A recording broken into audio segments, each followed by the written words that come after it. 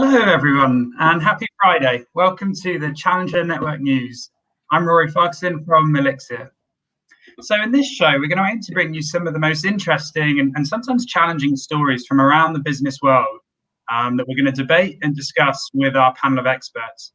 Today, I'll be joined by Emma Landman. Emma, thank you for joining the show. If you just want to give a brief introduction. Yeah, happy to be here. My name's Emma Landman. I'm a creative principal at Elixir, and I'm working mostly across brand and e-commerce website platforms. Great, thanks, Emma. And I'm also joined by Catherine Covington from New York. Catherine, do you want to give a quick introduction to yourself? Yeah, hi, thanks for having me. I'm Catherine, and hospitality professional for pretty much majority of my career, and worked in the food tech space and running restaurants and working with restaurant groups and on all sorts of different types of tasks and projects. And yeah. Great, thank you again for joining us in the US morning. So today we want to talk about what's going on in the food delivery industry. Now, 10 years ago, this wouldn't have been a topic to discuss, but I think we can all accept that what's happened in the pandemic is we've seen this industry just come up almost overnight.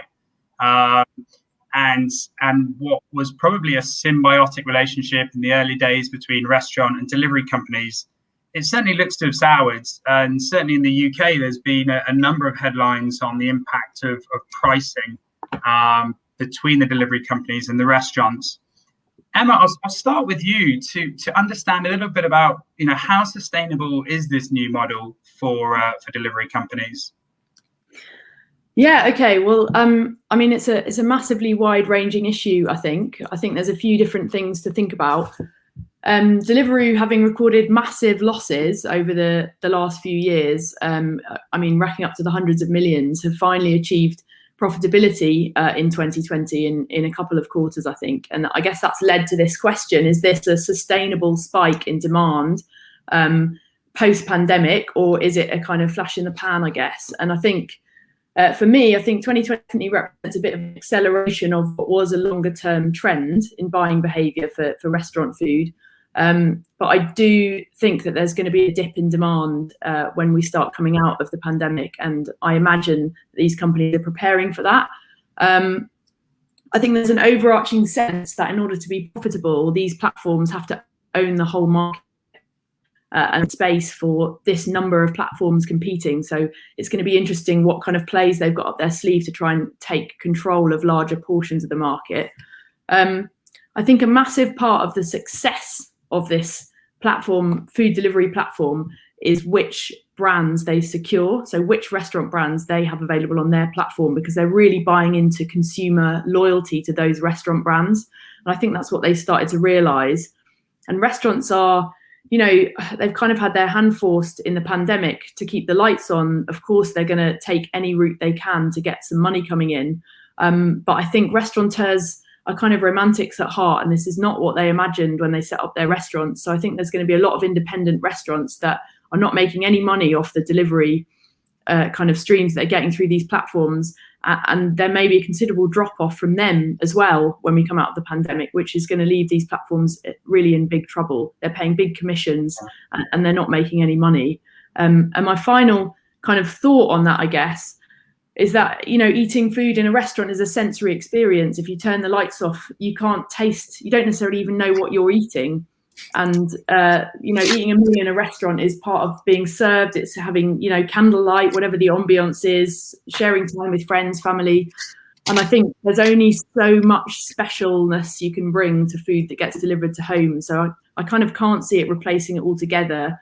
And I wonder if we're going to end up back with the sort of split we had in the 90s, where, there were takeout places and there were restaurants, and the restaurants didn't deliver, and the takeout places you couldn't go and sit in. And maybe the platforms might find themselves just serving that takeout market. Yeah, I think you're touching on a really interesting concept that was certainly new to me, but I know to not people like Catherine, which is this concept of a dark kitchen, which is essentially where there's no intention to serve a customer in person. It's really a food production unit. Catherine, interested in your perspective, to what extent can those dark kitchens compete with traditional restaurants in the long term?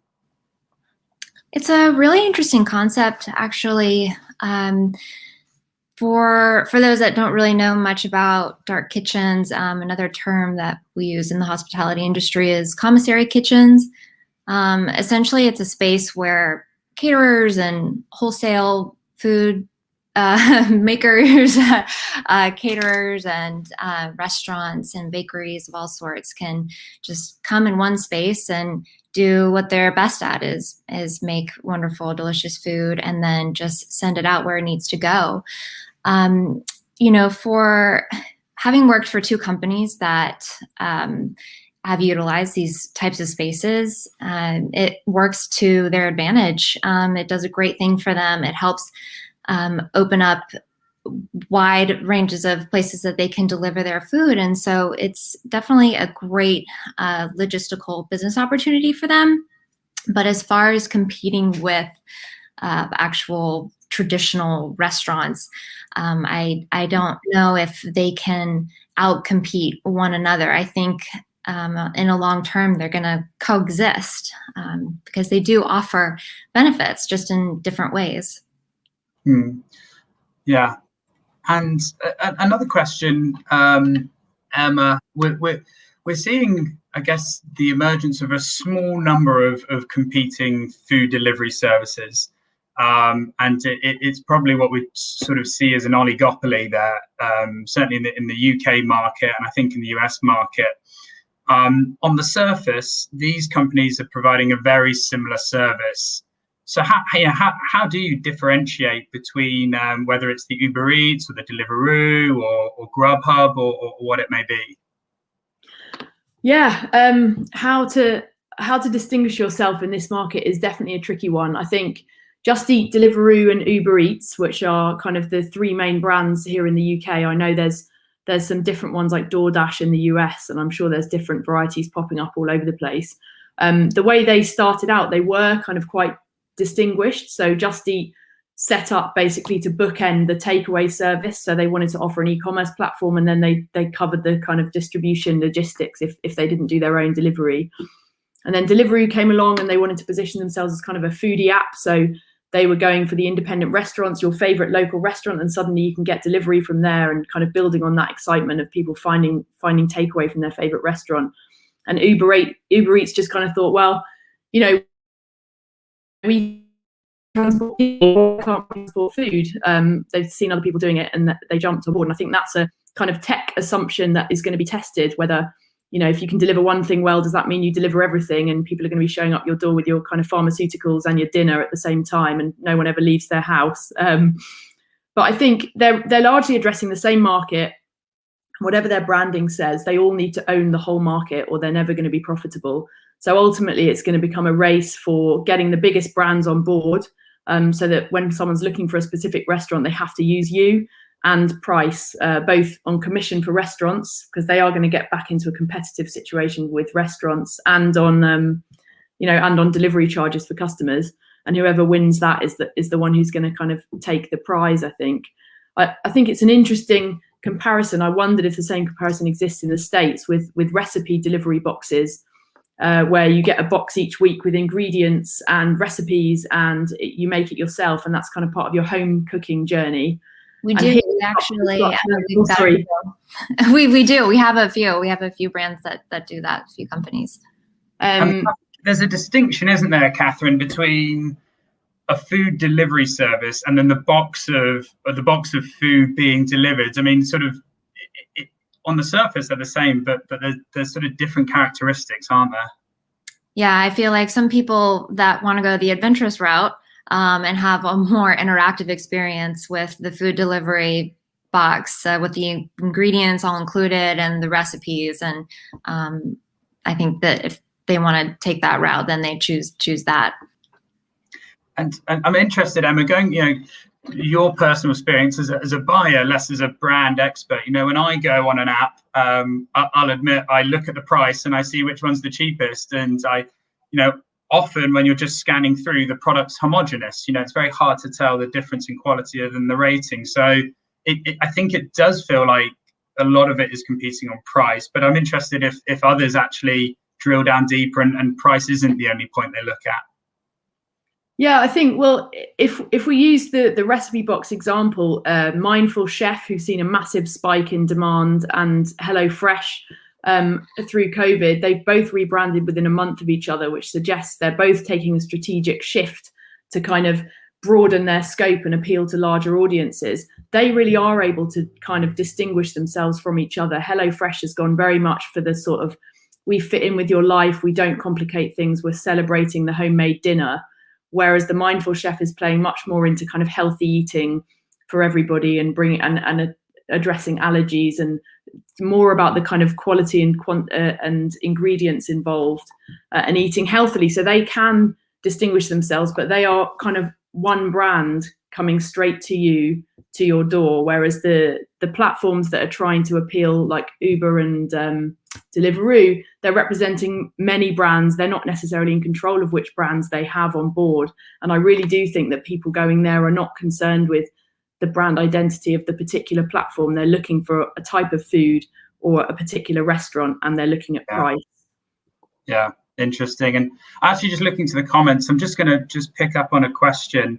I've heard that most of the companies are losing money. If they're all running a loss to gain market share, how does it end? Yeah, and thank you for the question, Oliver. I mean, this is an interesting one, and we could probably compare it to, you know, Lyft, Uber, and those the taxi companies, where it, you know, to some extent it was a race to the bottom. Are you taking a loss until you can push your competitors out and then increase your pricing? And I think certainly the lack of profitability in the last few years would support that. But remember, this is a very immature industry, and so, you know, depending on the funding going into it, and there is a lot of funding going into, you know, Amazon are clearly the big player here, putting money in. You know, you can sustain losses for a long time before you make money. So I think everyone is trying to run for a loss, or at least accept a loss to gain market share with a couple of big players at the end. So it's an interesting question. Catherine, I'll just move back to you. I'm interested. Now, clearly, you're a huge supporter of the traditional restaurant business, and it's what you've worked in, you know, all your life. I would say that, you know, the delivery business does offer a huge amount of upside. You know, it employs a lot of people. I know a lot of people have lost their jobs in the hospitality industry, but these food delivery companies, they employ a lot of people. They give a lot of choice to consumers. So I'm just going to challenge you on: is this not the natural evolution of the industry, and this is the way it's going? I think that's a great question. And for somebody, as you said, who's worked in hospitality, and I went to school for it, actually. I went and I studied, and so I've spent a lot of time in my career and in the hospitality world and the service industry, and the people that are in it are often very, very passionate about what they do. And so it's been very interesting to see the evolution of actually these delivery companies pre-pandemic, during the pandemic, and it'll be interesting to see kind of how things follow through, like we've mentioned before, and what Emma's talked about the post-pandemic. Hopefully we'll get there eventually. But, you know, I feel like, you know, and Emma's touched on this as well, there is a certain sensory feeling that you have when you come into the hospitality industry, and there's that feeling that you can't replace with being served upon, and that hospitable feeling that you get in these restaurants. And there's a reason why you go back and back, and it's not just because you love the food or you're looking for a specific type of experience when you go, but I also feel that restaurants take off a lot of pressure for people that are looking to have kind of that sensory experience. And whether you're on a date or you're celebrating an occasion, it's a place where, you know, you kind of expect a few things: a great experience, delicious food, and etc. But what's interesting about these delivery companies is they've been able to reach a broader market. And, in some ways they've definitely helped some of the industries stay afloat, especially during the pandemic. But eventually I think that we kind of have to look at the broader picture as to the fact that they really are a potentially short-term fix for people wanting to have some sort of experience or delight at home during the pandemic. I won't disagree that they offer an incredible amount of convenience for when you need it. And I think as humans, we often seek out that convenience. If you're a family and, your mother or father, and you're in a pinch and you've got 2 kids under the age of 5, and you kind of want to surprise and delight and treat your family, but it's difficult to go out. Having toddlers in a restaurant, I'm sure a lot of us can relate that. Yeah. Emma nodding vigorously.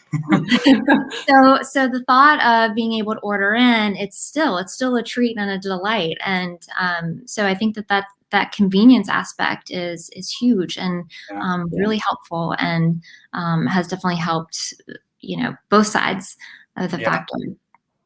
And my closing question, because we are at time, Emma, what's your go-to takeout in 10 seconds? What would you go to? Sushi. Catherine? Pizza, 100%. Pizza. Okay, great. Well, thank you, everyone. Thank you. Oh my, it'd probably be a burger, but without the fries because they get soggy. Which is actually an interesting side note that we were talking about for our audience, is that a lot of these restaurant companies have actually looked at their menus. They've seen what food travels well, noting that fries don't travel well, and actually built the menu around what food travels across the city best. So quite interesting. If you don't see your favorite things on the menu, there's a reason. But thank you for joining us today on the Challenger News Network. We'll be back next Friday with another topic. If there's anything you think you'd like us to discuss, please let us know. Put something in the comments, or reach out to myself or either of our guests today. Have a great weekend and see you next week.